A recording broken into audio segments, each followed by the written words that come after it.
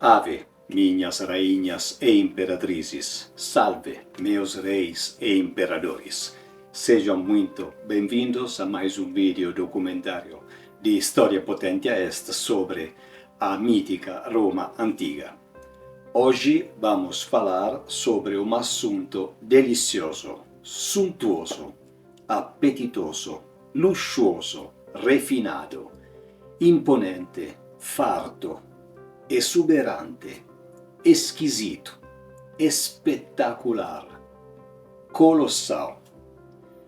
Vamos desvendar os segredos e a suntuosidade dos lendários banquetes romanos. E como convidados de honra, vamos abrir as portas de uma linda domus e entrar em um mundo de opulência, costumes fascinantes e, claro, muita comida e bebida. Você já se imaginou participando de uma festa onde a comida era uma verdadeira arte, o vinho fluía como rios e as conversas e a música embalavam a noite? No coração da Roma Antiga, os banquetes não eram apenas um café da manhã, ou um almoço, um lanche da tarde, ou uma janta, mas sim experiências sensoriais e sociais de tirar o fôlego. Na Roma Antiga, um banquete era um evento social complexo, carregado de significado político, cultural e, acima de tudo, de puro prazer.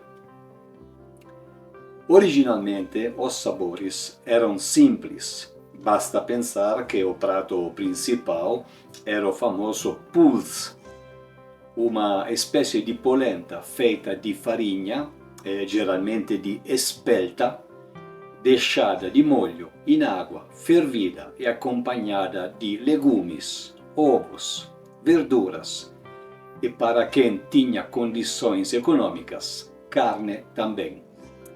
Mas a espelta, o que era? Para quem nunca ouviu falar, a espelta, ou trigo vermelho, do latim Triticum spelta, é uma gramínea bem próxima do trigo, muito consumida em vastas partes da Europa desde a Idade do Bronze até a Idade Média. Hoje é pouco plantada. Se encontra ainda em alguns lugares da Europa Central, como na Itália, por exemplo, onde este cereal continua sendo valorizado e faz parte do mercado dos alimentos saudáveis.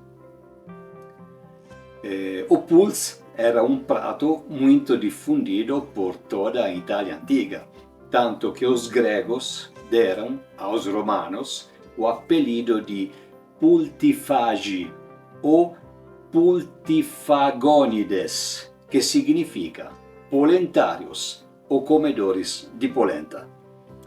Na era imperial, se de um lado os alimentos baratos continuavam a ser a norma para os pobres da época, do outro, a dieta simples da Roma republicana, baseada em cereais, vegetais e leguminosas, havia se transformado em uma verdadeira gastronomia, uma busca constante por novos sabores e novos pratos. Enquanto os aristocratas abandonaram quase completamente as leguminosas como feijões, lentilhas, grãos de bico, ervilhas e favas, substituindo todas elas por pão, o historiador Juvenal lembra como nas casas dos pobres ainda ferviam grandes panelas de terracota fumegantes com polenta pura ou com algo para fortalecê-la, tipo alguma das leguminosas que acabei de listar. Hoje, se poderíamos escolher o período para participar de um banquete na Roma Antiga, sem dúvida seria aquele imperial, quando a simplicidade austera à mesa da época republicana dava lugar ao luxo desenfreado e a alimentação havia se transformado em uma verdadeira gastronomia. Agora, vamos imaginar que estamos às margens do Rio Tibre, ao pôr do sol, voltando para nossa demora, cansados pelo dia de trabalho. E de repente, um mensageiro a cavalo nos informa que fomos convidados para um jantar por parte de um poderoso romano na sua rica domus situada no Monte Aventino, descrito na época como um dos mais caros e melhores bairros de Roma para morar. E não imagine não que será algo parecido a um dos nossos almoços de 20, 30 minutos durante o trabalho, ou com um dos nossos jantares tradicionais com a família, ou com alguns amigos, parentes, etc. Já sabemos que este convite daquele poderoso romano será um farto e elegante banquete em um bairro nobre, a poucas quadras do nosso querido anfiteatro Flávio. Portanto, assim que voltar na sua casa, a primeira coisa será de nos refrescar, passar no corpo um óleo perfumado ou alguns ungüentos fortemente cheirosos daquela época.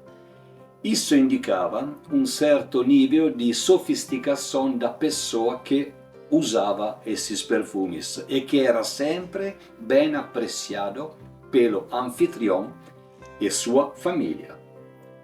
Depois colocaremos o nosso vestis senatoria romano, um vestido de linho leve, colorido, confortável e largo para permitir fácil liberdade de movimento. Nos pés utilizaremos as solas, que nada mais são sandálias confortáveis e próprias para uso doméstico. Agora que estamos prontos para sair, vamos procurar um cisium, ou seja, uma carroça de aluguel com cavalos ou até bois para chegar no nosso destino. Na verdade, dentro da cidade era mais comum o uso de cavalos. Fora das muras eram mais comuns os bois nesse tipo de transporte. Para quem não tinha escravos e a própria carroça ou liteira, era inviável, após uma cuidadosa preparação do nosso corpo, enfrentar uma boa distância a pé, em especial nos períodos mais quentes, mas era inviável também por questões de segurança. Esse tipo de serviço, além da ida, era possível reservá-lo para marcar o horário de retorno também, e que podia ser na calada da noite ou em plena madrugada. Na viagem de retorno, se contratada, era prevista segurança também além do cocheiro. Tudo isso, logicamente, com um custo adicional. Mas quem eram, afinal, os convidados desses banquetes? E o que se comia e bebia? Como era o comportamento à mesa? E qual é o verdadeiro propósito por trás dessas extravagâncias culinárias? Hoje, tendencialmente, nós conhecemos muito sobre isso. Praticamente tudo, ou quase, graças a vários historiadores romanos da época imperial que forneceram relatos sobre os incríveis banquetes romanos, como, por exemplo, Petrônio, que no seu romance satírico, o Satyricon, oferece uma descrição vivida e exagerada de um banquete oferecido pelo Nouveau Riche Trimalchio. Nouveau Riche seria novo rico, praticamente. Embora seja uma obra de ficção, O Satyricon oferece revelações sobre os costumes, a ostentação e às vezes até o mau gosto dos presentes em alguns banquetes da elite romana. Também temos Suetônio, que na sua obra Vidas dos 12 Césares detalha a vida e os hábitos dos imperadores romanos, incluindo os banquetes, mencionando a extravagância de Calígula, que nós já vimos e falamos em outro vídeo, a sofisticação de Nero e a relativa moderação de Augusto em suas refeições públicas e privadas. Suas descrições muitas vezes visam ilustrar apenas o caráter dos imperadores, mas fornecem detalhes sobre os tipos de alimentos, os tipos de entretenimentos e a atmosfera que reinava nessas ocasiões. Tácito, nos seus anais e histórias, embora focado principalmente em eventos políticos e militares, ocasionalmente menciona banquetes imperiais em relação a intrigas políticas. Plínio o Jovem, nas suas cartas, oferece vislumbres da vida social da elite romana, incluindo convites para jantares e descrições de banquetes mais modestos se comparados com os imperiais, mas que ainda assim revelam aspectos importantes dos costumes da época dos ricos romanos. Apuleio, em sua obra de 11 livros, As Metamorfoses, embora seja uma narrativa de ficção, há descrições de banquetes que refletem os hábitos alimentares e a cultura festiva da época.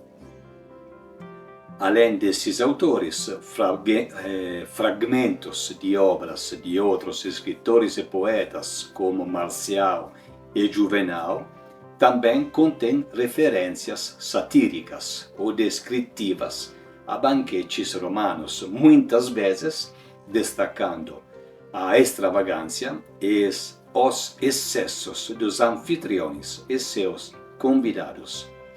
Essas obras, essas fontes literárias em conjunto, nos proporcionam uma rica tapeçaria de informações sobre os incríveis banquetes que marcaram a época imperial. Portanto, ao longo deste vídeo, vamos explorar cada detalhe desses encontros memoráveis, desde a preparação da casa até os pratos mais exóticos que adornavam as mesas. Vamos mergulhar na organização impecável do ambiente principal do banquete, o triclinium, antes mesmo dos convidados chegarem. Vocês vão se surpreender com o nível de detalhe e sofisticação. Vamos descobrir como a elite romana usava esses eventos para exibir seu poder, fortalecer laços sociais e, acreditem, se divertir e muito. Então, preparem seus sentidos e venham comigo nesta jornada fascinante pelos sabores e os costumes dos banquetes de Roma antiga.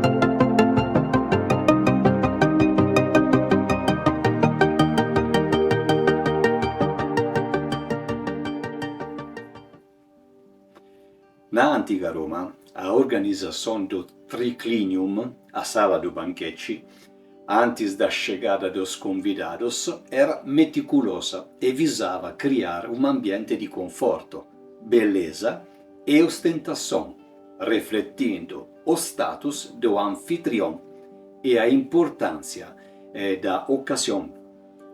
Effettivamente, o ambiente era cuidadosamente decorato com o objetivo, quasi sempre primário, de impressionar os hóspedes.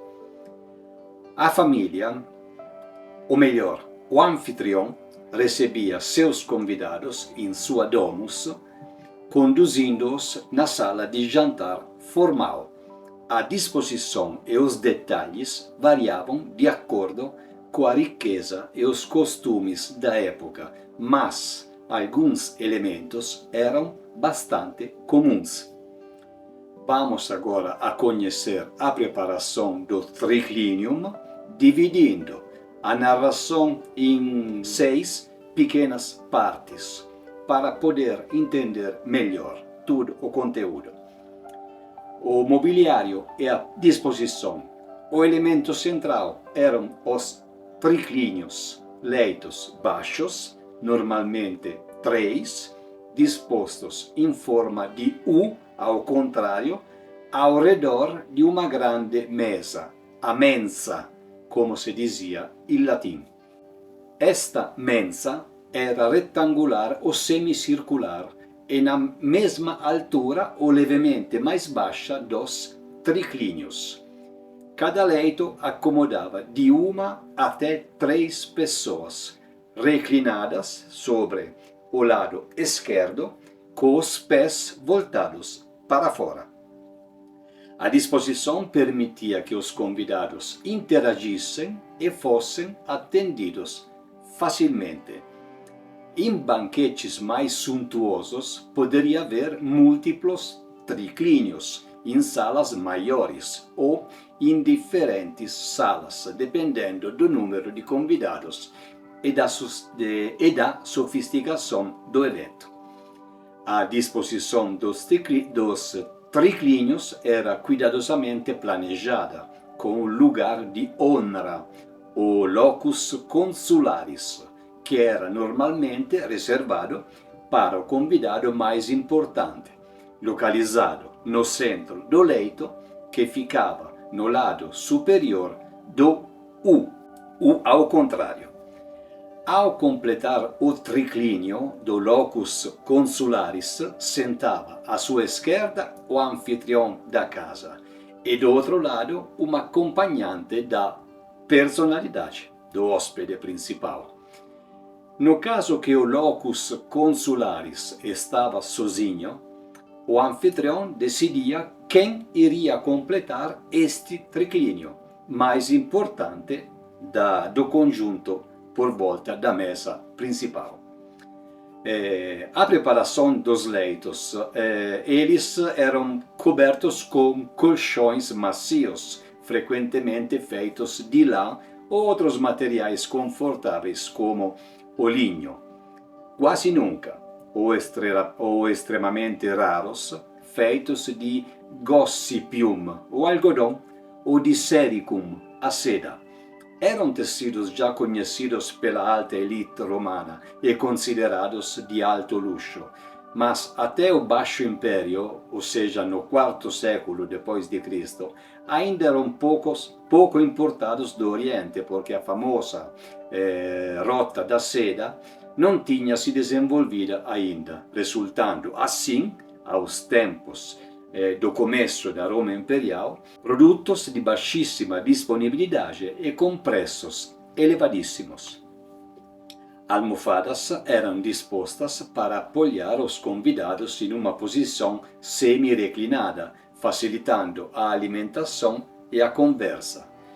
Em ocasiões mais formais ou em estações mais frias, os leitos podiam ser cobertos com tecidos finos e ricamente decorados.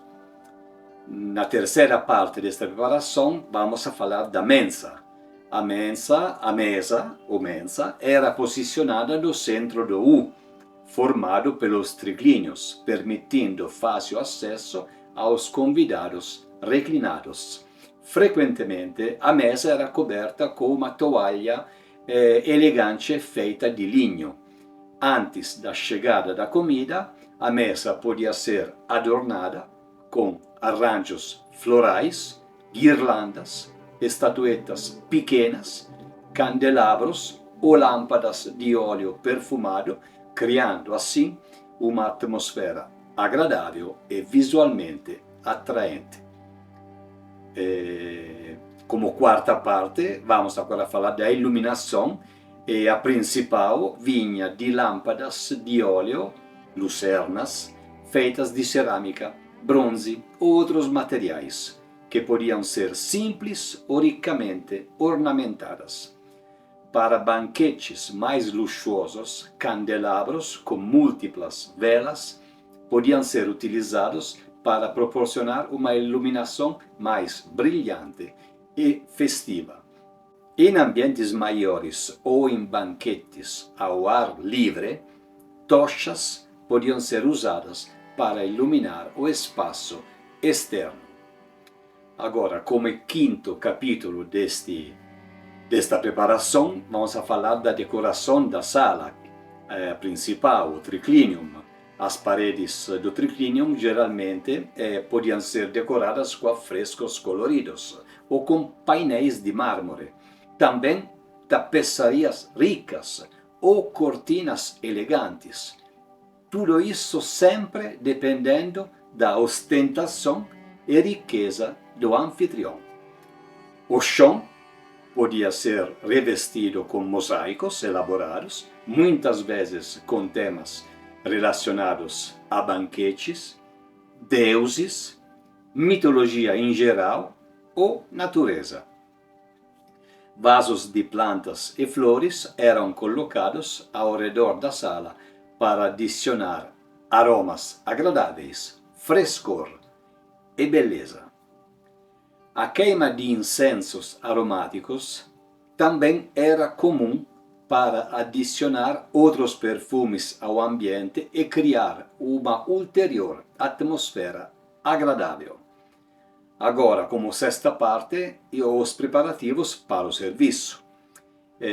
Espaços eram reservados para os servos circularem facilmente e servirem os convidados na forma mais precisa possível e sem interrupções. Embora os romanos frequentemente comessem com as mãos, facas para cortar a carne e colheres eram também utilizadas. Estes utensílios, juntamente com taças e cálices, eram dispostos em pequenas mesas de apoio próximas aos triclínios, ou seriam trazidos pelos escravos conforme necessário. Bacias com água perfumada e toalhas eram preparadas para que os convidados pudessem lavar as mãos antes, durante e depois do banquete.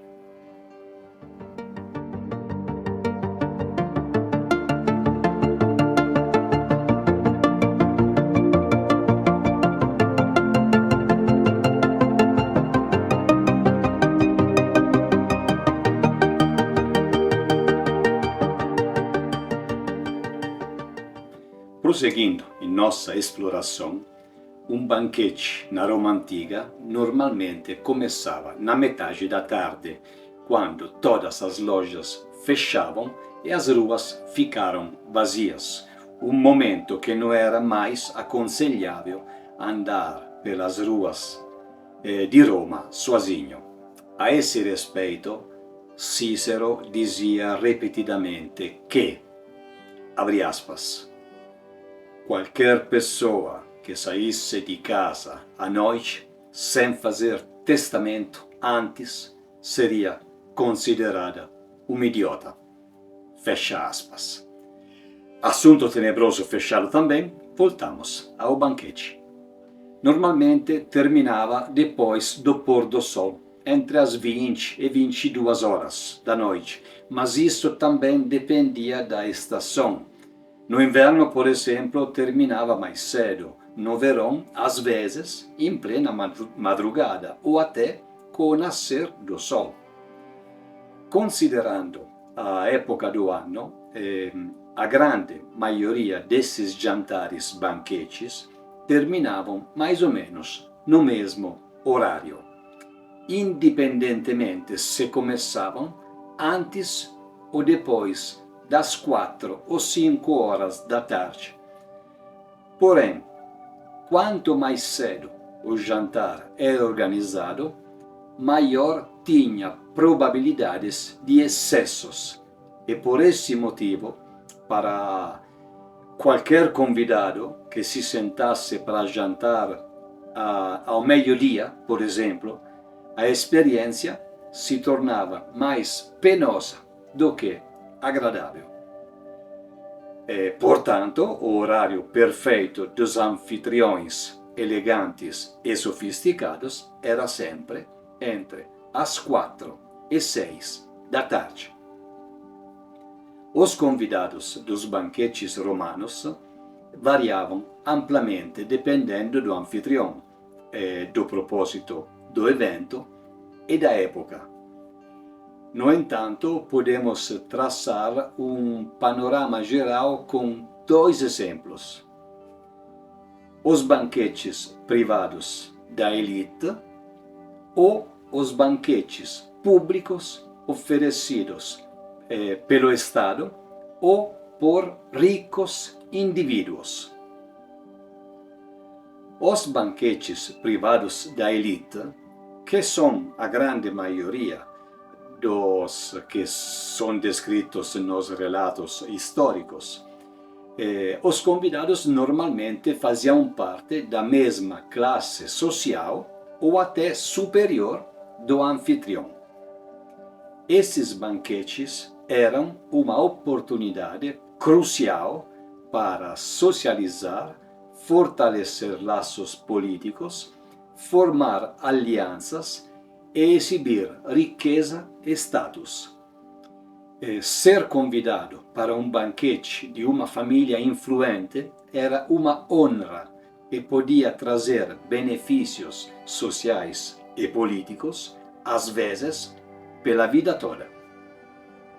No sistema de clientela romano, indivíduos de menor status social como plebeus e libertos eram sempre dependentes, cliente no latim, de um patrono mais rico e poderoso. Era comum que os patronos, que eram os anfitriões das casas organizadoras dos banquetes, convidassem os próprios clientes, demonstrando assim sua generosidade e reforçando os laços de dependência.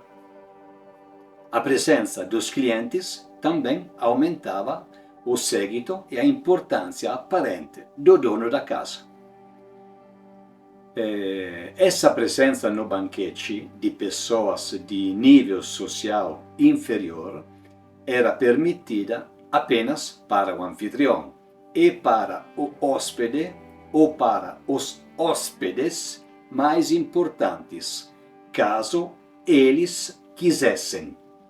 Essas pessoas eram acomodadas em uma pequena sala adjacente ao triclinium e o serviço oferecido pelos escravos era similar, quase igual, do que dos outros hóspedes. Os pratos mais caros ou mais exóticos eram servidos somente se sobrasse alguma coisa da mesa principal. Os convites do anfitrião podiam ser estendidos também a amigos próximos e vizinhos, mas normalmente com a condição que possuíam alguma influência social, política ou econômica. Em algumas ocasiões, anfitriões cultos convidavam poetas, filósofos, músicos e outros artistas para entreter os convidados e demonstrar seu próprio apreço pelas artes. Em tempos de paz ou após gloriosas vitórias militares, generais e outros oficiais de alta patente podiam ser convidados em reconhecimento aos seus serviços. Embora os banquetes fossem frequentemente focados em contatos sociais com pessoas da cidade de Roma, parentes mais distantes também podiam ser incluídos. Tudo isso era então nos banquetes privados.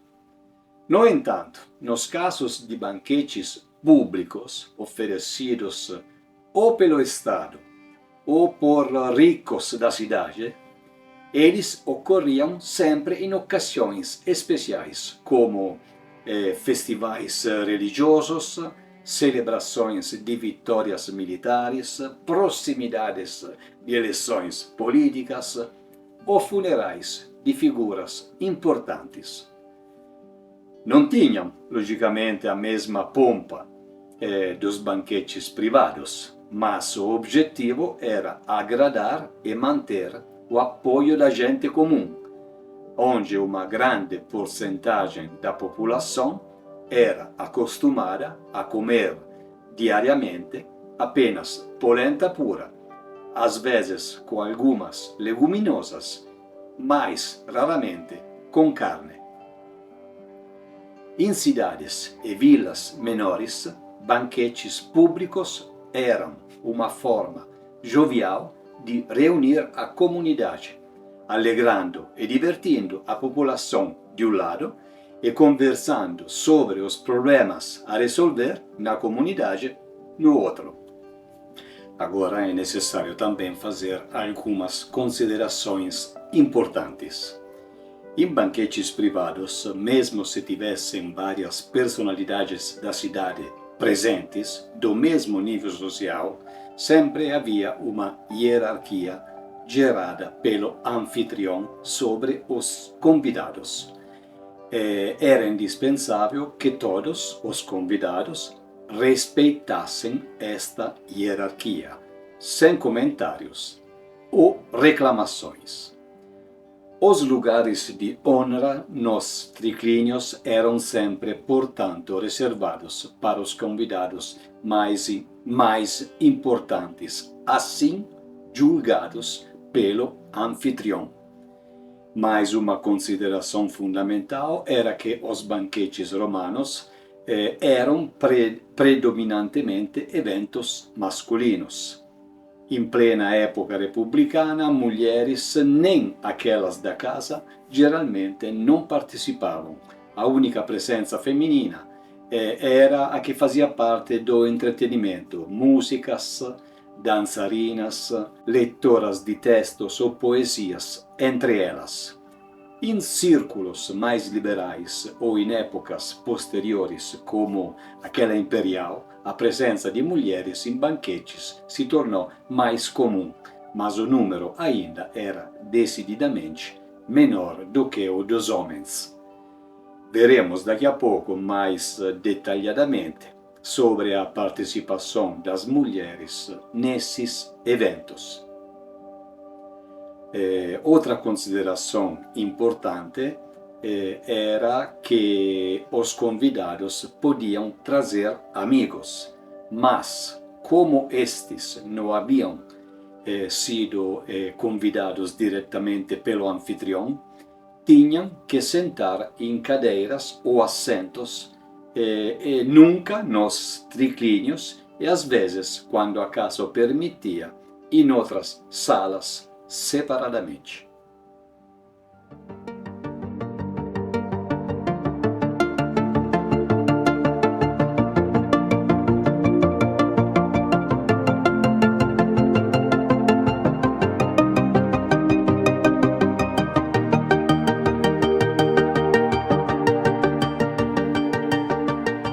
A chegada dos convidados era um evento social à parte e a formalidade variava de acordo com o status do convidado.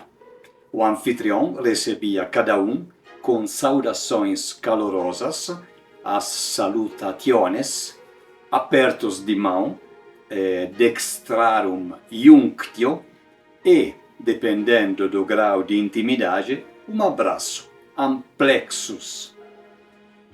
O anfitrião se esforçava para chamar os convidados pelo nome, demonstrando que eram valorizados e esperados. Para os convidados mais importantes, elogios e expressões de apreço pela sua presença eram comuns. Se havia convidados que não se conheciam entre eles, o anfitrião fazia as apresentações formais, mencionando os nomes e, às vezes, o status ou as qualidades de cada um. Em alguns casos, a apresentação dos hóspedes era feita por um mestre de cerimônias pago pelo anfitrião, um profissional da época. Era comum retirar os sapatos antes de reclinar nos leitos, tanto por conforto quanto para manter a limpeza da casa. Escravos podiam estar presentes para ajudar com isso. Em ocasiões diferentes, especiais, coroas de flores eram distribuídas aos convidados para serem usadas na cabeça. Entre os romanos de elite, acreditava-se que as flores traziam alegria, perfumavam o ambiente e protegiam contra a embriaguez. Antes de comer, os convidados lavavam as mãos em bacias com água perfumada, geralmente com a assistência de escravos que também ofereciam toalhas limpas.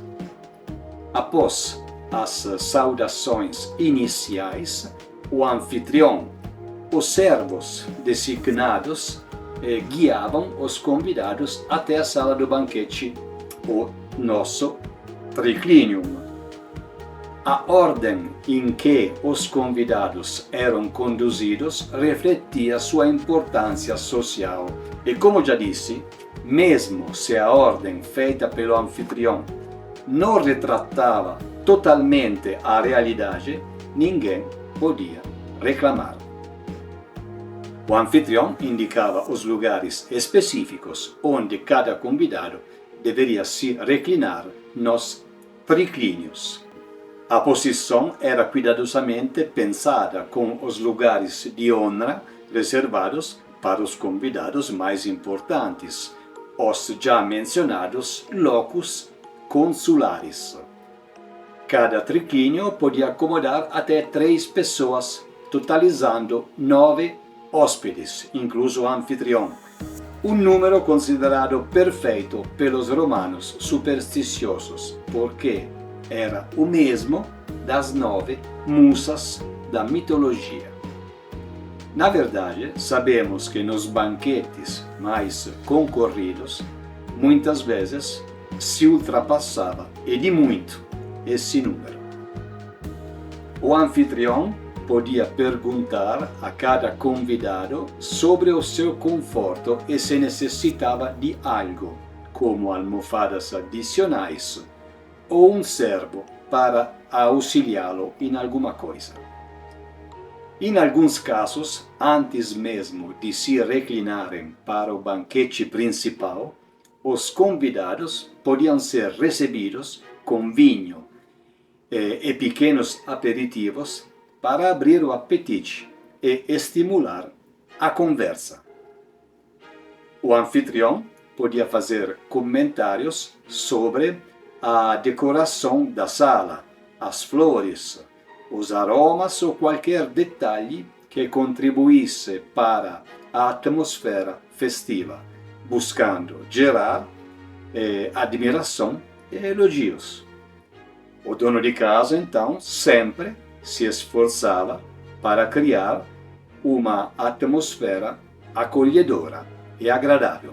Iniciava conversas leves para quebrar o gelo e fazer com que todos se sentissem à vontade. Manifestava sempre uma expressão alegre pela presença dos convidados, não podia absolutamente apresentar sinais de chateação ou aborrecimento. Tudo isso era essencial para criar um ambiente feliz e festivo. Os servos estavam geralmente presentes para auxiliar os convidados desde o momento da chegada, ajudando-os a remover seus calçados, já que se reclinavam nos leitos, oferecendo água para lavar as mãos e auxiliando-os a se acomodar nos triclínios.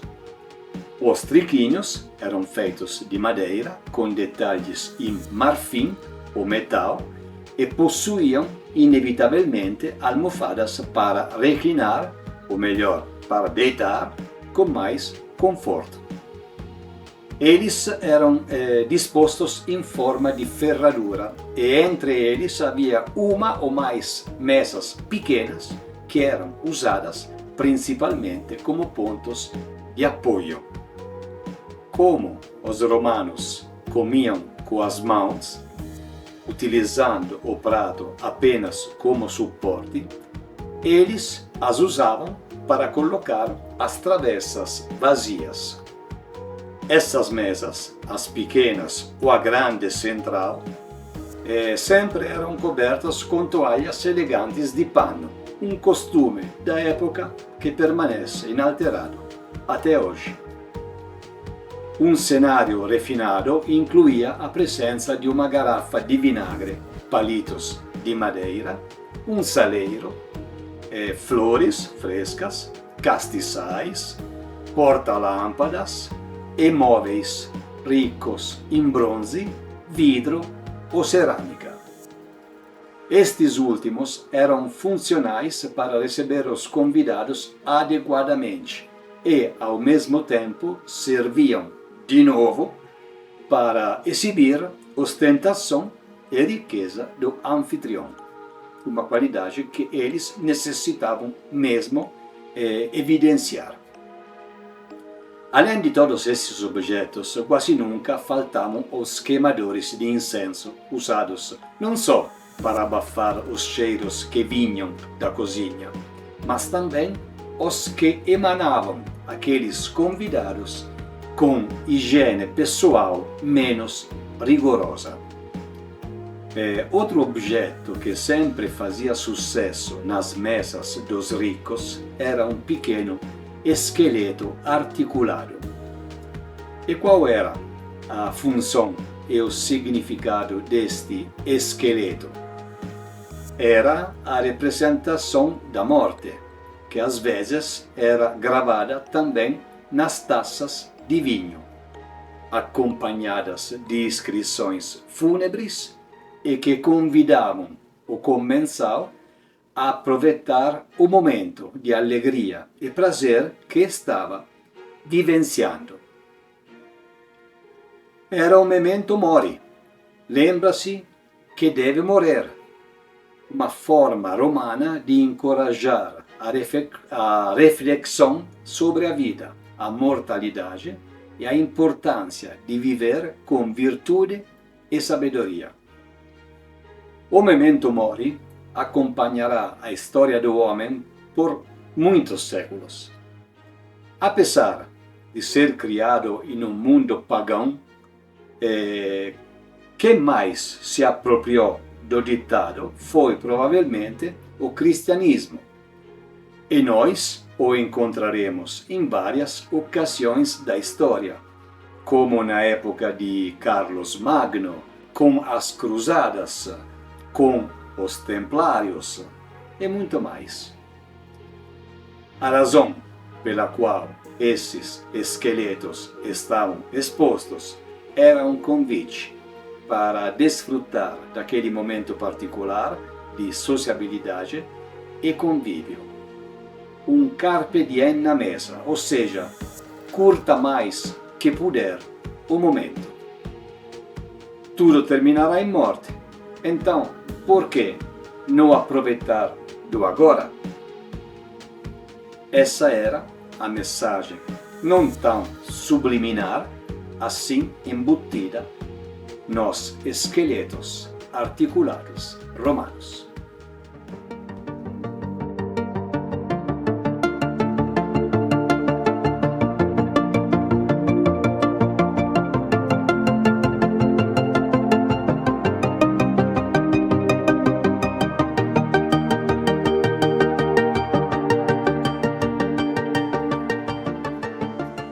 Avançando em nossa exploração dos banquetes romanos, é fundamental também analisar o papel das mulheres.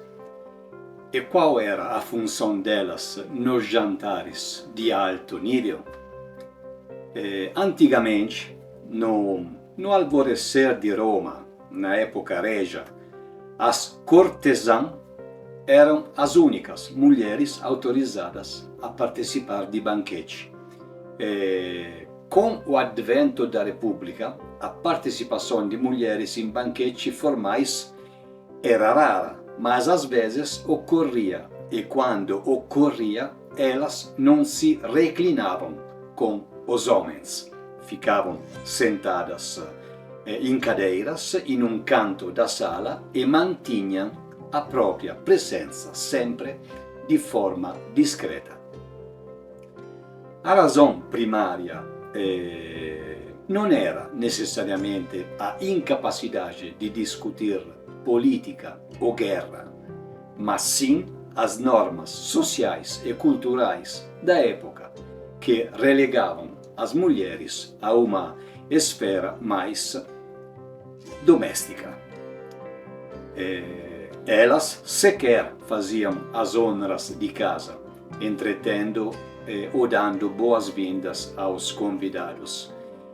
Neste contexto, de fato, as mulheres daquela época não assumiram o papel de dona de casa como o entendemos hoje. Efetivamente, não eram elas que escolhiam quem convidar e que cuidavam dos convites. Não eram elas que recebiam os convidados e nunca conduziam uma conversa com presença de homens. De fato, embora as mulheres na época romana desfrutarem de uma certa liberdade, o banquete pode ser definido como um momento de socialidade predominantemente masculino. Somente em alguns casos, rainhas ou damas de alta patente participavam dessas reuniões. O verdadeiro protagonista do banquete, então, era sempre o anfitrião, que organizava o evento e convidava quem ele queria em sua casa. Às vezes, mulheres de alta posição social apareciam no banquete, ficavam imunes a piadas ou brincadeiras pesadas e, em determinadas ocasiões, podiam até comentar em assuntos estritamente masculinos. Por outro lado, mulheres de virtude fácil também podiam estar presentes, obviamente com uma função completamente diferente. A situação, no entanto, mudou completamente na era imperial, quando as mulheres começaram a aparecer com muita mais frequência em banquetes, se tornaram mais poderosas, conquistando um papel cada vez mais importante para si mesmas. A esposa do imperador normalmente sempre sentava do lado do marido, no triclínio mais valioso. No entanto, segundo o que nos conta Juvenal, parece que muitas das esposas dos convidados frequentemente permaneciam na própria casa, talvez por precaução diante das possíveis consequências de uma noite regada a vinho e excessos.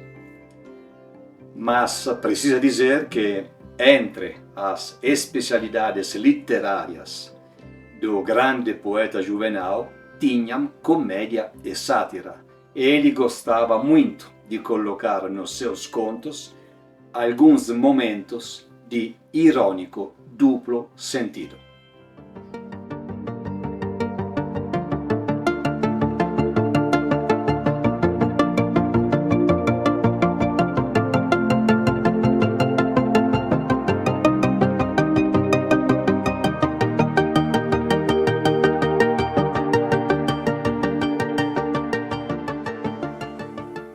Un banquete romano classico era normalmente dividido en 3 partes e cada parte oferecia vários tipos de pratos.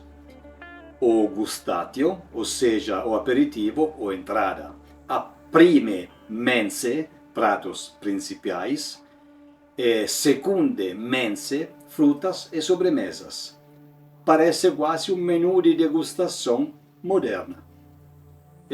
Durava em média 6 horas, às vezes terminando nas altas horas da noite ou na profundidade da madrugada. Começamos com o aperitivo.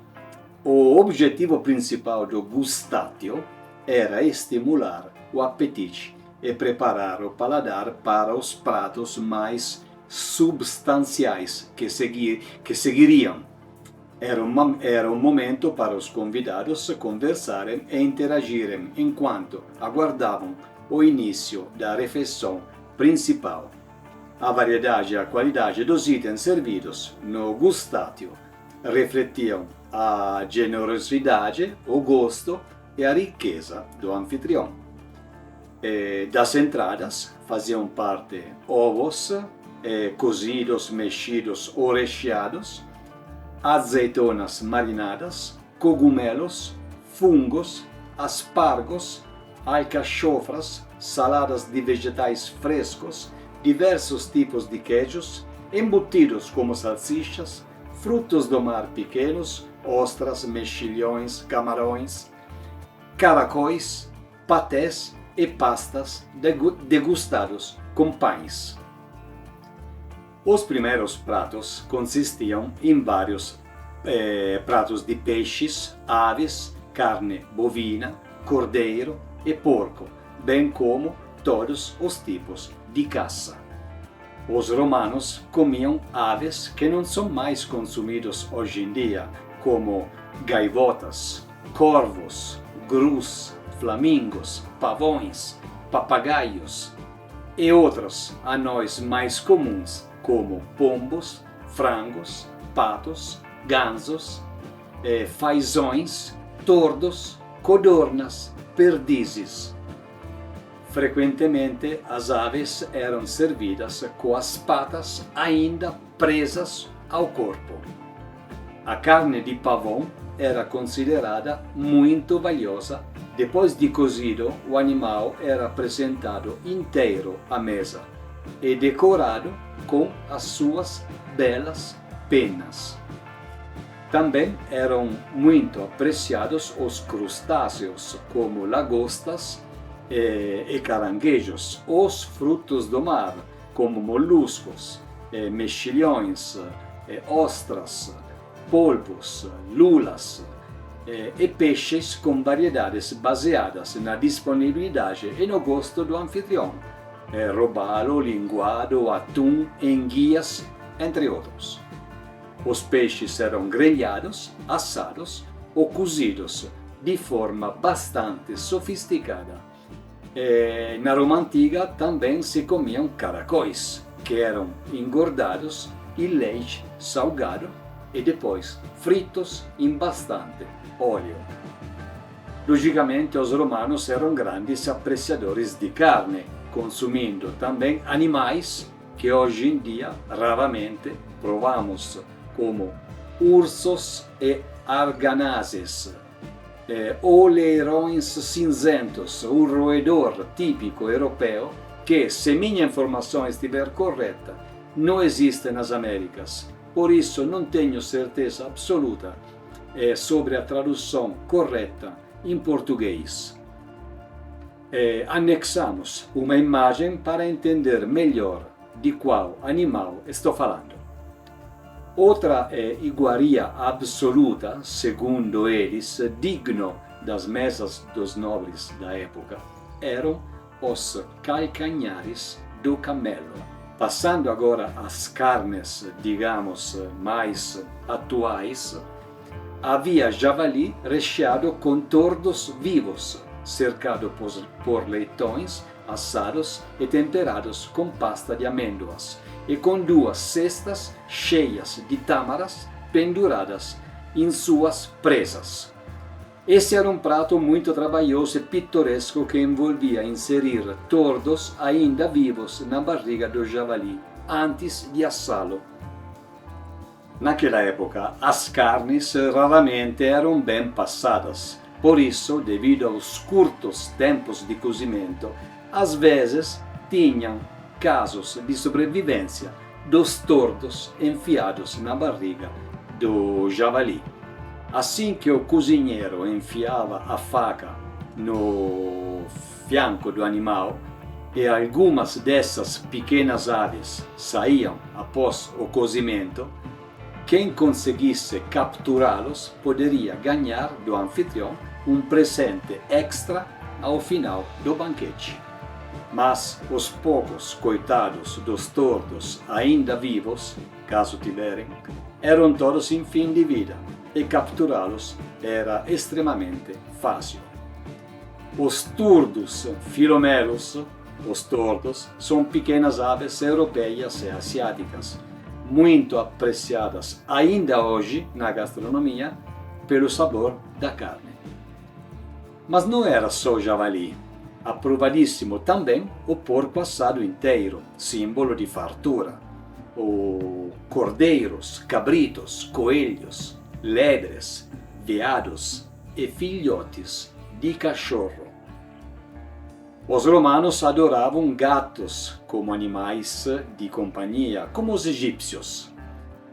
Pelos cachorros a consideração era menor, a não ser de raças específicas utilizadas como guardas da domus ou em batalhas até. Os filhotes dos raça definida, às vezes, infelizmente para eles, terminavam nas cozinhas de algumas domus. Os romanos de 20 séculos atrás realmente tinham uma relação complexa com os animais, mas isso nós veremos em um vídeo documentário, futuramente.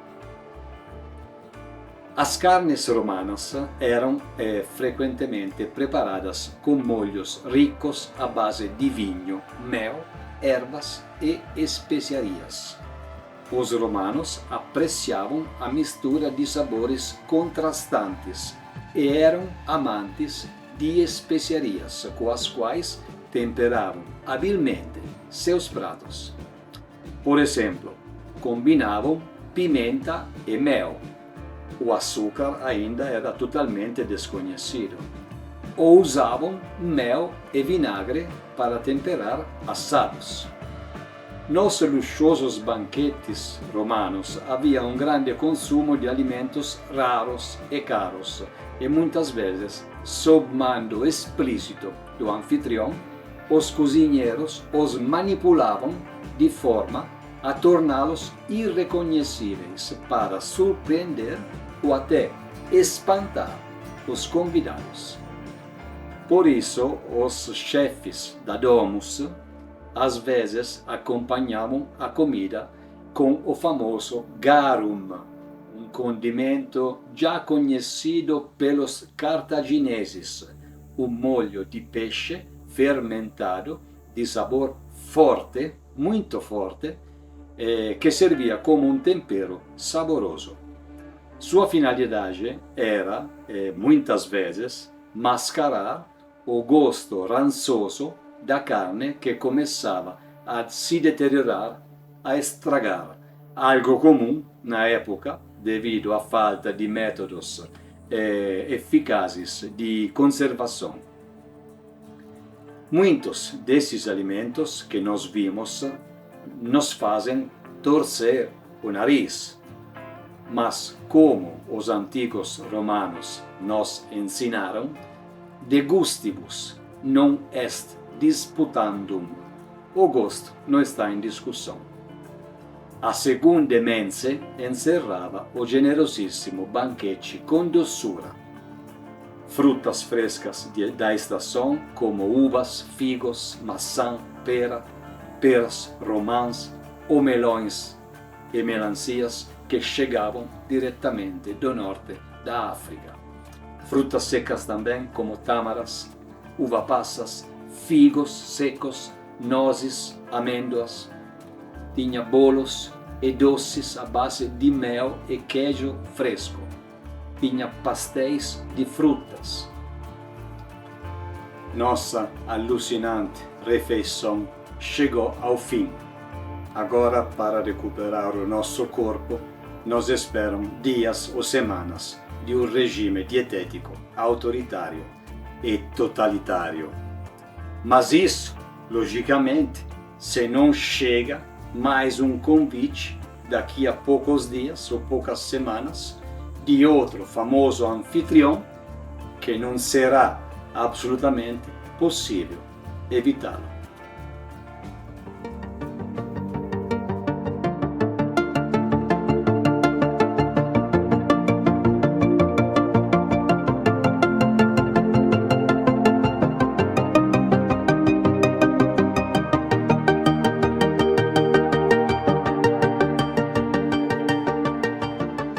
Para comer, como já mencionado, era preciso ficar semi-reclinado, um costume que quase certamente veio do mundo grego e que também tinha a vantagem particular de não fazer o estômago se sentir oprimido pelo excesso de comida e de incentivar um cochilo entre um prato e outro, no caso de jantares particularmente longos e cansativos. Uma vez iniciado o jantar, a pessoa se reclinava apoiando o cotovelo esquerdo na mesa e segurando o prato com a mesma mão esquerda, enquanto pegava a comida com a direita. A comida sempre era servida cortada em pedaços pequenos para facilitar o consumo. De fato, os convidados comiam diretamente com as mãos, mas às vezes, dependendo do prato, uma sopa, por exemplo, usavam uma colher. Os garfos existiam, mas eram usados apenas para cozinhar e não eram utilizados durante o banquete. Antes do início do jantar propriamente dito, alguns escravos ajudavam os convidados a lavar as mãos e às vezes até os pés. Em um banquete romano nobre, a etiqueta e os costumes à mesa eram cruciais para manter a reputação do anfitrião e o respeito entre os convidados. O comportamento esperado refletia os valores da elite romana: moderação, sofisticação e apreço pela companhia e pela conversa. Uma vez reclinados, qual era então a postura e a inclinação correta? Os convidados se reclinavam, como já disse, sobre o lado esquerdo do corpo, apoiando-se em almofadas. Isso deixaria a mão direita livre para comer. Mantinham uma postura relativamente elegante e controlada, evitando movimentos bruscos ou desleixados. Respeitavam o espaço dos outros convidados nos leitos, evitando se esticar demais ou invadir o espaço alheio. E como se alimentavam? A maior parte da comida era levada à boca com os dedos, sendo esperado o uso de apenas 3 deles: o polegar, o indicador e o médio, para pegar os alimentos. Facas, as cultri eram usadas para cortar pedaços maiores e colheres, os cocleari pulmenti, eram utilizadas para sopas, molhos ou alimentos mais líquidos. Como já mencionado, repetindo mais uma vez, os garfos eram utilizados apenas na cozinha pelos cozinheiros. Os convidados levavam porções pequenas à boca de cada vez, evitando enchê-la demais. Comiam de forma vagarosa, apreciando a comida, já que o banquete era uma experiência social prolongada e não exigia pressa. Era considerado indelicado fazer barulho ao mastigar ou sorver bebidas. Os hóspedes limpavam os dedos entre um prato e outro em bacias com água perfumada com pétalas de flores, frequentemente oferecidas pelos escravos. Embora a abundância fosse esperada, era considerado de bom tom não encher o prato excessivamente de uma só vez. E como era aconselhável beber? Sempre com moderação. Embora o vinho fosse abundante, a embriaguez excessiva era geralmente mal vista em banquetes elegantes, pois prejudicava a conversa e o decoro. Os servos geralmente serviam o vinho e os convidados esperavam ser servidos em vez de se servirem. Beber vinho era frequentemente acompanhado de brindes e conversas agradáveis. E do que falar nos banquetes? Era esperado que os convidados participassem da conversa geral, mostrando interesse e inteligência em qualquer assunto. A conversa fluía livremente entre os convidados, abordando temas como política, filosofia, literatura, fofocas e os acontecimentos do dia na cidade ou em qualquer território do império. Evitavam-se tópicos desagradáveis, controversos ou excessivamente sérios. Uma boa conversa deveria ser leve, espirituosa, informativa e agradável sempre.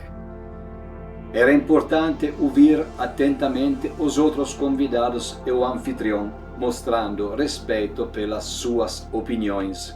Ninguém deveria dominar a conversa ou falar incessantemente, nem mesmo o anfitrião.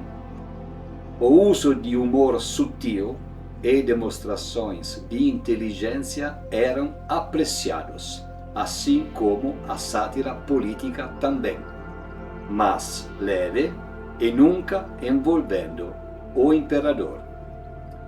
O respeito ao anfitrião tinha que ser constante. De fato, era considerado de bom tom elogiar a qualidade da comida, do vinho e a generosidade do dono da casa.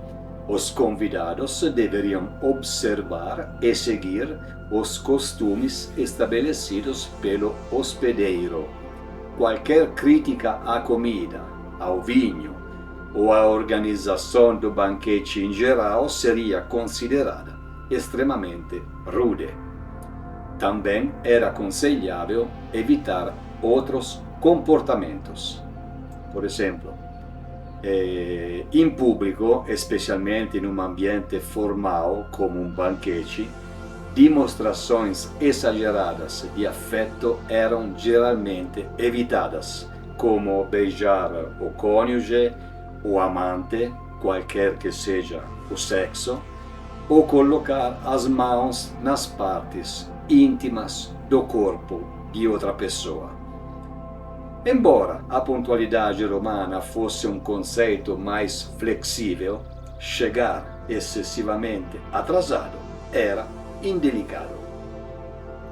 Comportamentos pessoais, como assoar o nariz ou outros atos fisiológicos deberían ser feitos discretamente, quando inevitáveis. In algumas culturas antigas, arroto alto após a refeição era considerado um sinal de que o comensal estava satisfeito e havia apreciado a comida do anfitrião. Embora haja relatos de que isso poderia ocorrer em certos contextos romanos, é improvável que arrotos ruidosos e intencionais fossem considerados normais ou desejáveis nos banquetes da elite. As descrições de banquetes frequentemente enfatizam conversas elegantes sobre assuntos políticos, a apreciação das artes e a manutenção de uma certa compostura. Arrotos ruidosos poderiam destoar grosseiramente com esse tipo de ambiente. A etiqueta romana, influenciada pela cultura grega, geralmente prezava por um comportamento mais refinado à mesa e valorizava a etiqueta e o decoro. Portanto, podemos acreditar que eventuais e inevitáveis arrotinhos, seu ver, eram os mais discretos possíveis por parte de todos os convidados.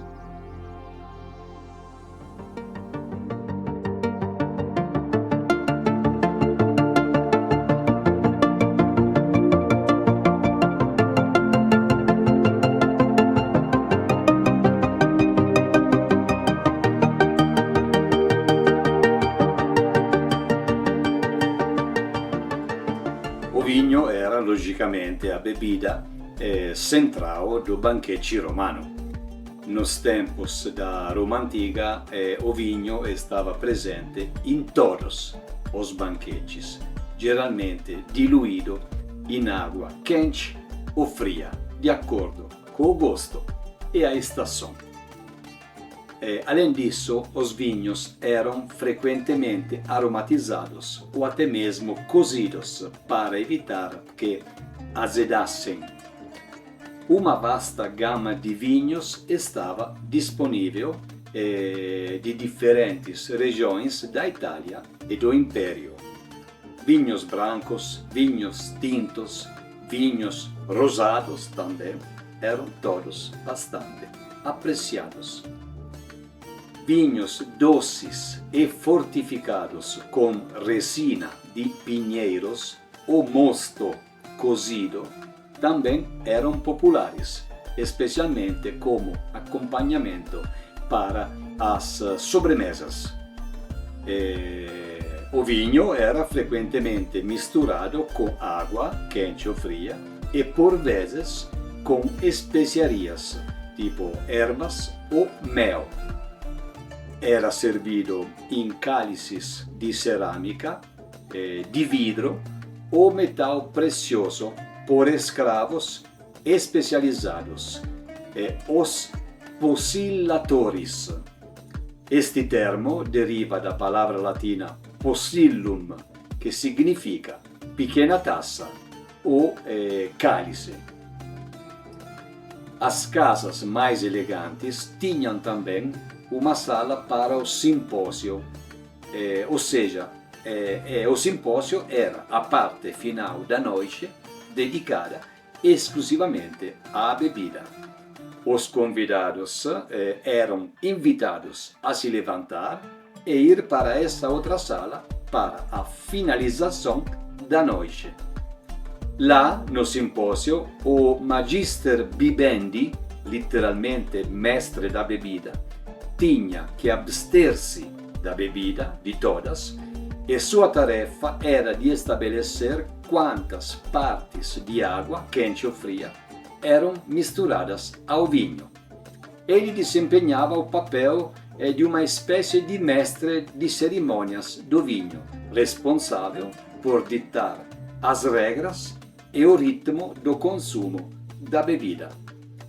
O magister bibendi era uma figura importante, frequentemente eleita entre os convidados durante os banquetes, mais precisamente durante a commissatio, a parte final da noite, quando todos se retiravam para o simpósio após o fim da refeição. Durante os pratos principais, as seconde mense, o convidado, futuro magister bibendi, ainda não eleito, podia beber à vontade. Quando o anfitrião podia se permitir, convidava austores, que eram os sommelier da época. Esses profissionais classificavam os vinhos de acordo com suas qualidades e os acompanhamentos mais apropriados com os peixes e as carnes do banquete. Para os antigos romanos, o vinho não tinha as implicações religiosas da cultura grega, onde o bebedor era possuído pelo vinho e pelos deuses. Para os romanos era mais uma bebida do que uma droga e era servido para acompanhar carnes e outros pratos. Os brindes propiciatórios eram comuns nos banquetes da Roma antiga. A saúde de um dos presentes, a saúde de um grande general, a saúde do anfitrião, sempre, a saúde do locus consularis, o mais importante, sempre, ou do imperador, sempre, ou para homenagear uma pessoa falecida, ou para celebrar uma ou mais divindades. Entre elas, sempre havia um brinde à deusa Fortuna, divindade de fundamental importância na religião romana, personificando a sorte, o destino, a fortuna, tanto boa quanto má, a prosperidade, a abundância e a mudança. Mas não havia apenas vinum para beber. Havia também outras bebidas, embora a maioria delas fossem coquetéis sempre feitos à base de vinho. Embora o vinum fosse de longe a bebida mais comum e prestigiada, outras bebidas eram consumidas com a preparação e escolha das receitas, dependendo da época do ano, da região e da riqueza do anfitrião, para variar. O mulsum era uma das bebidas mais populares e frequentemente servida como aperitivo durante a gustatio. Era um vinho adoçado com mel e aromatizado com especiarias como canela, cravo, louro ou resina de pinheiro. A doçura e os aromas a tornavam uma bebida agradável para começar a refeição. Havia também o conditum paradoxum, outro tipo de vinho aromatizado, mas com uma receita mais complexa. Plínio, o jovem, o descreve como uma receita que incluía vinho, mel, pimenta, louro, açafrão, resina e tâmaras. Era uma bebida com certeza mais sofisticada e provavelmente mais cara também. Outras misturas de vinho com água, ervas ou frutas também eram preparadas, embora fossem menos comuns em banquetes de alta classe. De fato, os vinhos puros de alta qualidade eram geralmente os preferidos pela elite romana. Bebidas não alcoólicas ou menos alcoólicas também podiam se encontrar. A água também era certamente consumida, e a de fontes puras, abundantes na época e espalhadas em inúmeras localidades, era bastante valorizada. A posca era uma bebida popular consumida entre os soldados e as classes mais baixas, feita de água misturada com vinagre de vinho azedo. Era considerada refrescante e ajudava a matar a sede, mas provavelmente não era uma bebida comum em banquetes da elite, a menos que era servida por razões específicas para os escravos, os cozinheiros, os convidados de status menor ou em banquetes de contextos militares. Embora não fosse uma bebida típica de banquete para adultos, o leite, leite de vaca, ovelha ou cabra, poderia ser consumido, especialmente por crianças presentes ou até por convidados com gostos particulares ou com alguns problemas de saúde, por exemplo. Embora não haja evidências diretas de sucos de fruta como os conhecemos hoje, é possível que frutas esmagadas misturadas com água ou mel fossem consumidas em algumas ocasiões, especialmente se fossem da estação e abundantes durante o Baixo Império.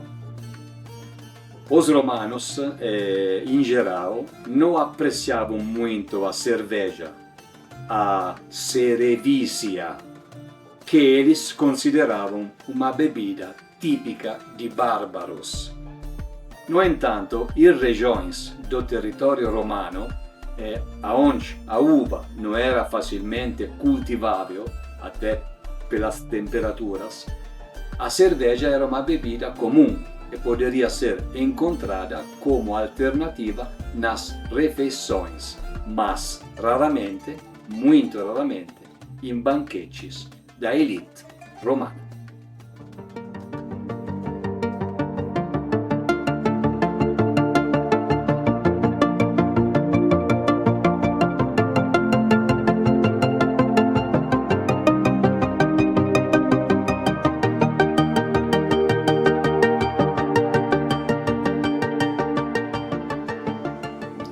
Os banquetes romanos, especialmente os mais suntuosos oferecidos pela elite, frequentemente incluíam diversas formas de entretenimento, além da comida e da bebida.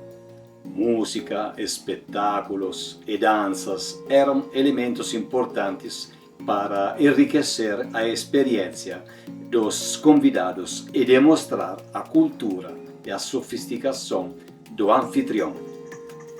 Uma grande variedade de instrumentos musicais era utilizada, incluindo a lira, um instrumento de cordas semelhante a uma pequena harpa, a cítara, outro instrumento de cordas maior e mais elaborado, o aulos, um instrumento de sopro de palheta dupla, semelhante a um oboe, flautas, tambores, címbalos ou trompetas, usadas em geral, exclusivamente ou quase, em contextos militares e celebrações. Para terminar, tinha também hidráulis, uma espécie de órgão hidráulico. Músicos podiam tocar durante toda a refeição, criando uma atmosfera agradável e festiva, com canções e melodias acompanhando os diferentes momentos do banquete. Era comum convidar poetas para recitar seus versos ou contar histórias, proporcionando entretenimento intelectual e cultural. Apresentações teatrais curtas ou pantomimas podiam ser realizadas para divertir os convidados, sendo os mímicos especialmente populares por sua habilidade de contar histórias sem palavras, através de gestos e expressões faciais. Para um toque de habilidade e emoção, acróbatas e malabaristas podiam se apresentar, demonstrando a sua própria destreza física. Em banquetes mais informais ou com anfitriões que apreciavam um humor mais direto, palhaços e bufões podiam ser contratados para entreter os convidados com piadas e travessuras.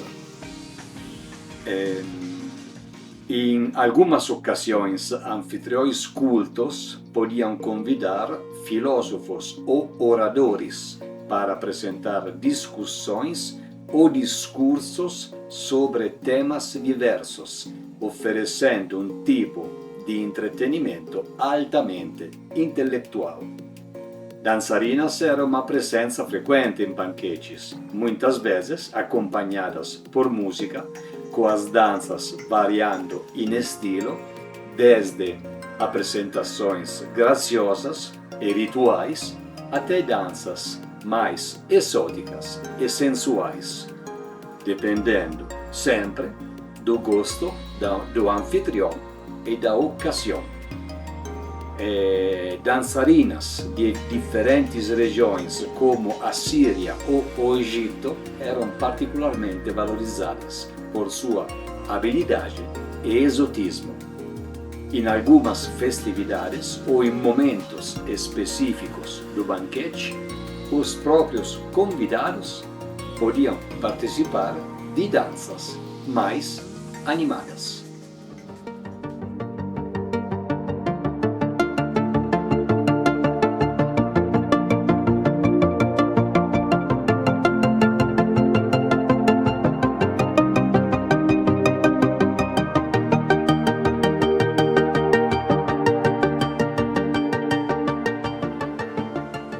Era um costume relativamente comum nos banquetes romanos da elite, especialmente nos mais luxuosos e em ocasiões especiais, que o anfitrião oferecesse presentes aos seus convidados ao final da refeição. Esses presentes eram conhecidos como apoforeta, do grego significando o que é levado embora. A distribuição entre os convidados era geralmente feita por sorteio, com a extração para cada um de uma concha com a indicação da oferenda. Às vezes, os anfitriões tentavam provocar o riso, rifando juntos presentes de valores diferentes. Diz-se que Heliogábalo atribuiu como apoforeta 10 camelos, mas também 10 moscas, 10 libras de ouro, mas também 10 de chumbo, e assim vai. Às vezes, os presentes eram entregues diretamente sem sorteio e sempre buscando provocar risadas. O anfitrião então oferecia pentes aos carecas ou tesouras aos convidados de cabelos longos. Os objetivos das apoforetas normalmente eram os seguintes: oferecer presentes era uma maneira para o anfitrião exibir sua riqueza, generosidade e hospitalidade com seus convidados. Assim como o próprio banquete, os presentes ajudavam a fortalecer os laços sociais e as relações entre o anfitrião e seus convidados. Era uma forma de agradecimento pela presença e de criar uma impressão duradoura no tempo. A distribuição dos presentes em si podia ser uma forma de entretenimento, especialmente se envolvesse algum tipo de sorteio ou jogo.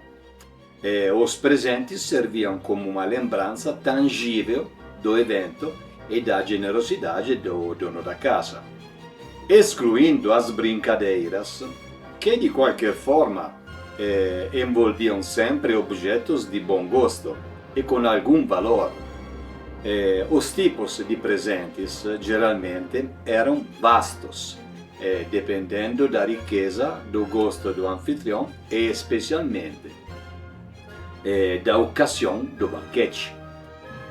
Exemplo, objetos de arte e decoração como pequenas estatuetas de bronze ou mármore, vasos decorativos, lâmpadas de óleo ornamentadas, também utensílios domésticos como louças finas, taças de vidro ou cerâmica, colheres de prata ou outros pequenos utensílios. Joias e adornos pessoais como anéis, broches, pulseiras, colares, pentes de marfim. Alimentos e bebidas de luxo como garrafas de vinho raro, azeite de alta qualidade, frutas exóticas, doces finos e especiarias raras. Também era previsto oferecer animais de estimação, como filhotes de cães de raça, ou aves exóticas, como pássaros canoros ou aves ornamentais. Em ocasiões particularmente grandiosas, o anfitrião poderia até mesmo presentear convidados com escravos ou libertos, com habilidades específicas, tipo um cozinheiro ou um escriba, algo desse nível. Para os convidados com interesses intelectuais eram oferecidos livros ou rolos de papiro. Itens de lazer como dados, tabuleiros de jogos, equipamentos para caça ou pesca, roupas ou tecidos finos como túnicas de boa qualidade, lenços de seda em alguma raríssima ocasião.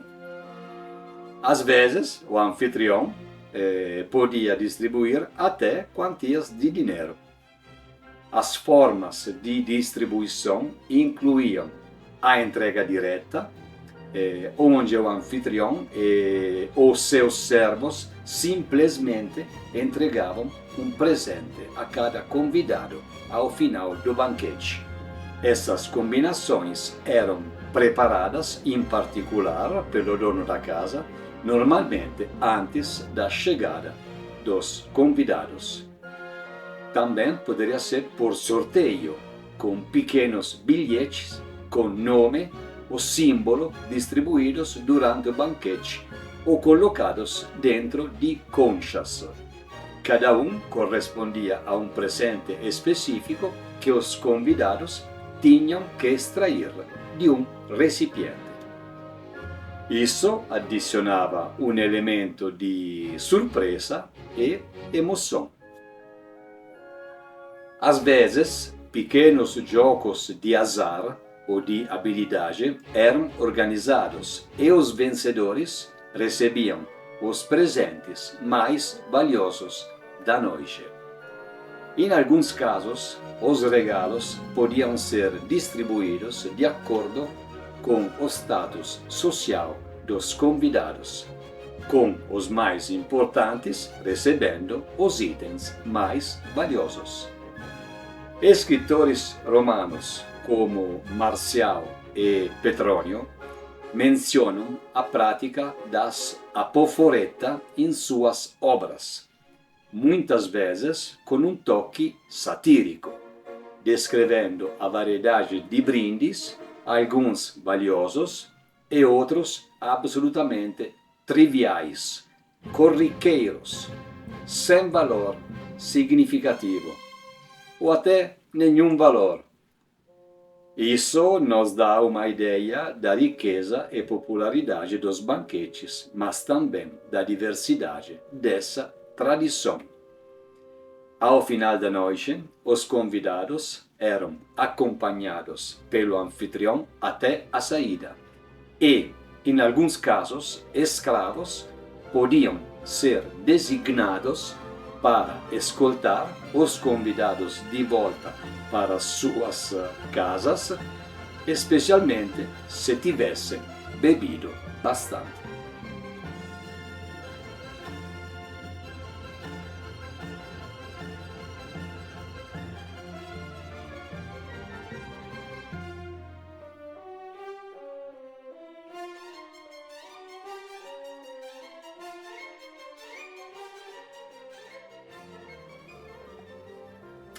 chegamos ao final. Muito obrigado por me acompanhar nesse vídeo até aqui.